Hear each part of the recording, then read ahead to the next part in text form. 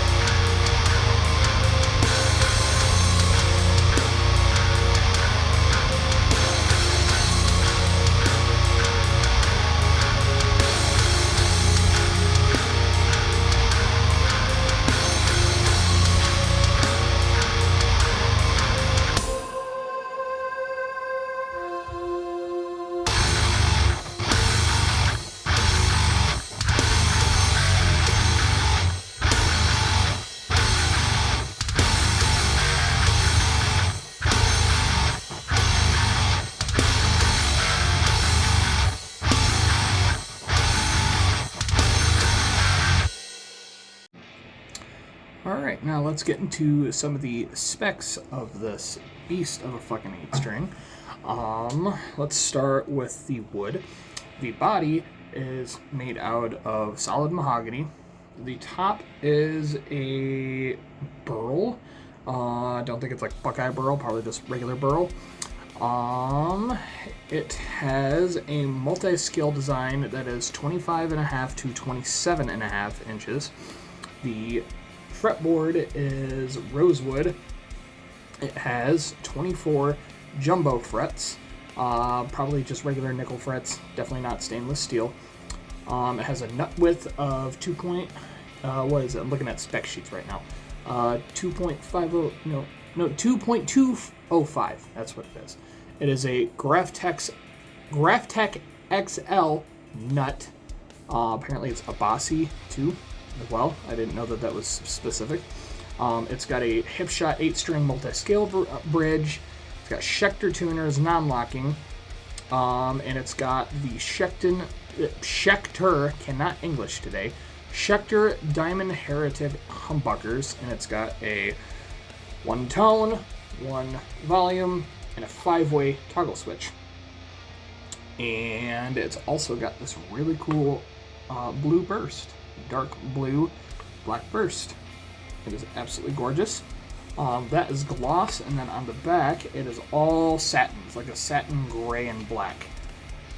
Absolutely gorgeous.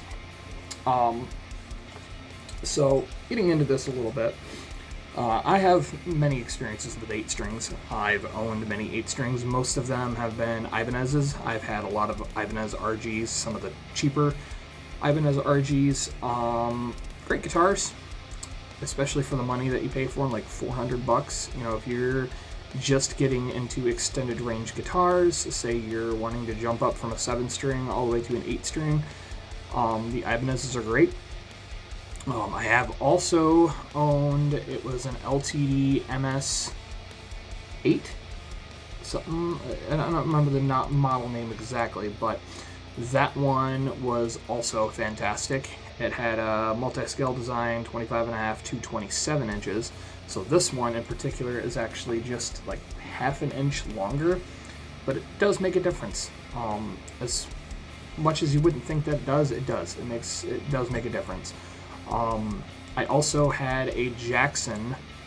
I don't think it was a soloist. No, it was a dinky. It was a Jackson dinky, like this Lambo orange, this neon orange 8-string, and that thing had a 28 inch scale, and I loved that thing. I've also had that 9-string in the past, which I did a full review on as well. But getting into this thing, there's a lot of things that I love about it. There's only just a few things I don't like. But starting off, these pickups. Now, the problem with extended range instruments, especially if you do multi-scale, is that if you get them in this DiMarzio style design, open core humbuckers, and they're slanted like this, if you don't like the humbuckers, it's going to be a harder time trying to get new pickups for it, because there's not a lot of companies, if any, that have specific slanted pickups. There are tutorials and videos out there on how to rebuild a pickup. So if you want to like take an existing pickup, like say like a Seymour Duncan Nazgul Sentient set, and make it slanted, there is a way to do it. I couldn't really see myself doing it. Might need a professional to do it, but that's neither here or there. A couple things I do love about this thing are these knobs. I think these knobs are absolutely genius. I've never seen a company do like these rubber grips on these, almost like, I wouldn't say Gibson style, like kind of Gibson, but it's really comfortable. And like, I've never been a person to really care about the knobs all very much, but these, if I could have these on all guitars going forward, I would. Plus, these knobs just look fucking sweet too. They're also recessed into the body, which is pretty cool on its own. I do love that it is a 5-way as opposed to a 3-way, because you can get that cool like split coil sound, which on lower tunings, if you listen to bands like Loathe, they use the Squier Vintage Modified Jazzmasters 30-inch scale down to drop E and even lower than that, and it's just gnarly sounding in those low tunings. I will say the bridge on this, the Hipshot bridge, Hipshot never disappoints when it goes to their hardware. Feels great. It's very high quality. Absolutely love it. These pickups, while they're not bad at all, you know, they're a little lacking in some areas, but you know, for what you're paying for, Schecter's in-house pickups have gotten a lot better over the last, I don't know, like, what is it, like 20 years? They've gotten a lot better. I know there's, you know, some models, even in their cheapest models, you know, the very muddy. But these ones sound pretty damn good for what they are. The multi-scale design on this one being that it's a 27.5 instead of just a regular 27. Like I said a little bit ago, that you wouldn't think that it makes a difference, but it really does. Because like the factory set of strings on this is a 9 to 80, which is pretty standard nowadays. I still like the 10 to 74. But honestly, a 10 to 74 might be kind of tight on this, considering that it's got a slightly longer scale than a regular 8-string. But having that 27.5 scale definitely lends itself to like being able to like, you have better tension on the low strings, so it doesn't feel as loose. But even then, on a regular 8-string with a 27-inch scale, you don't really notice it all that much, unless you're trying to be like Stephen Carpenter with. Funny that I even mentioned Stephen Carpenter because I played Dimond Eyes for the demo song. He uses a 70, I think, so, you know, that's all up to you. That's personal preference. Me, I like the 80. Feels really nice. The whole string set feels pretty nice. The neck on this thing, I will say, it's my personal opinion, one of the best playing Schecter necks I've ever felt in my life. I've played many Schecters, even the Hellraiser 9-strings. This one being a satin, like something about satin necks, I don't know what it is, they're just so smooth, and they're fast, and it's like nothing else, in my opinion. This one also has black binding on the side of the neck, and on the body, and up under the headstock, so any of those, like, if you get like sharp fret ends, you're not going to get them on this one. And that binding covers everything up, and this neck is just perfect. There's no fret sprouting whatsoever, no sharp ends, nothing. It's like buttery smooth, especially for what you're paying for this, because this is under $1,000. For what you're paying for this, for being under $1,000, this thing is immaculate. Like, I paid for that LTD that I mentioned. I paid $1,500 for that thing. That was brand new, straight from Zounds, which is where I got this too, Zounds.com. Great website. Might have to do a full review of that company on its own. But this, for the money that you're paying for this, so retail price is $849 plus, take away taxes, put in taxes and all that shit. This is great fucking value. Great value. Schecter has gotten so much better with their quality over the last, I'd say, 10 years, that it's honestly kind of insane. Like, I picked one of these up, like this exact model, not this exact guitar, but, I picked up one of these models that was used inside of a Guitar Center, and I played it. I couldn't put it down. I could not put it down. I sat there probably for about 45 minutes just playing on that thing, on that thing. And like, I've been sicker than fuck the last couple days with food poisoning, but this, even the last 4 hours, even before making this video and even doing that demo, I have not been able to put this damn thing down. This has got to be one of the funnest 8-strings I've ever played in my life, and it's got to be one of the most comfortable I've ever played. Like, I have played Strandbergs, I have played Ormsby's, I have played Ibanez, Jackson, all the big 8-string brands, but this is like no other 8-string I've ever played before.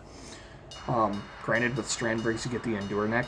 Love those necks. I know they're kind of like, some people like them, some people don't.